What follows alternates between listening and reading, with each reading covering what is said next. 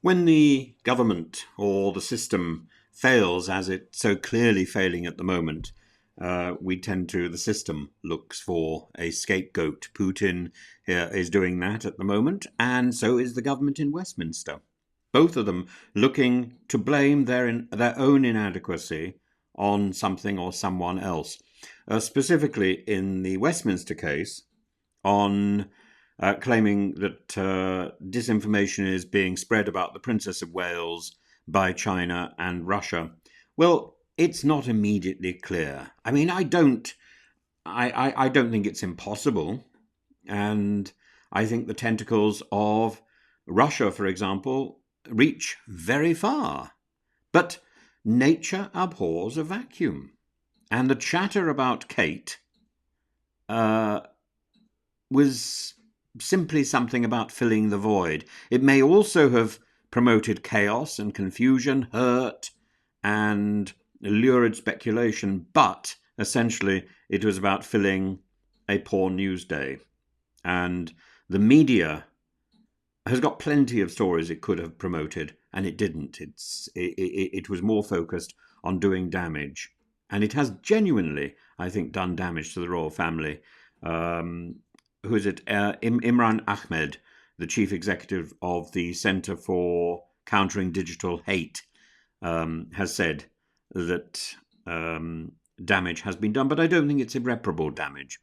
And the media's obsession with fact and with the new, it's in the word, isn't it? News is, there it is.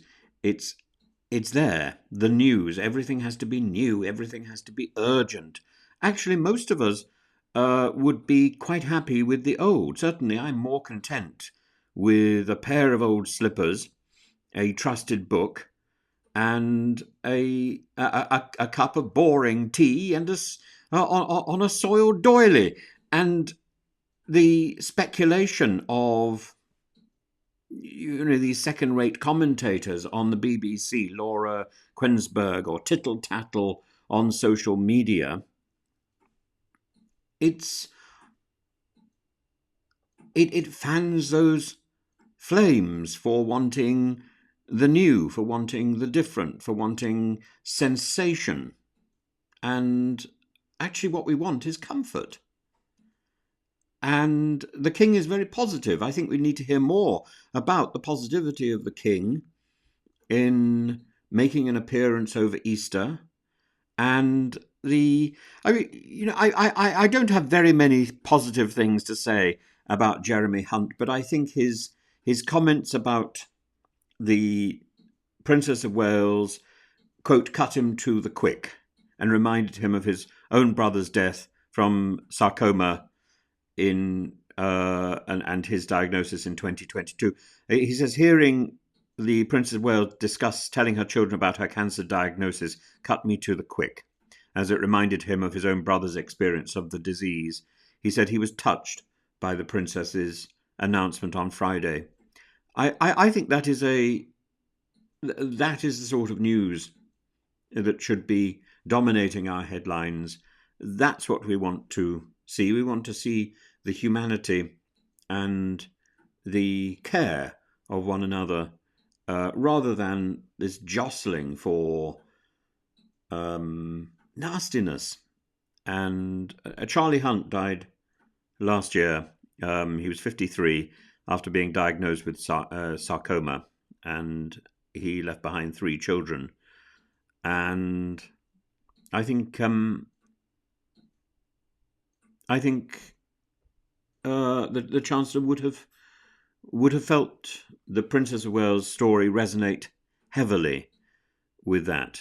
We remember him running alongside his brother at the London Marathon in 2022 to raise money for cancer charities. And cancer is a disease that can strike so devastatingly and so quickly. And we need to raise more awareness. We need to raise more money. We need to be more on our guard and to check. But that means we also need to have a more functional NHS, we need to have a society which is more supportive rather than more divisive. I think the recipe is very simple. And the story about China and Russia, I don't know about China, but Russia does what it wants to do under Putin. And evil is infectious. So it doesn't surprise me at all. It wants to stir the pot and cause more trouble. Of course it does.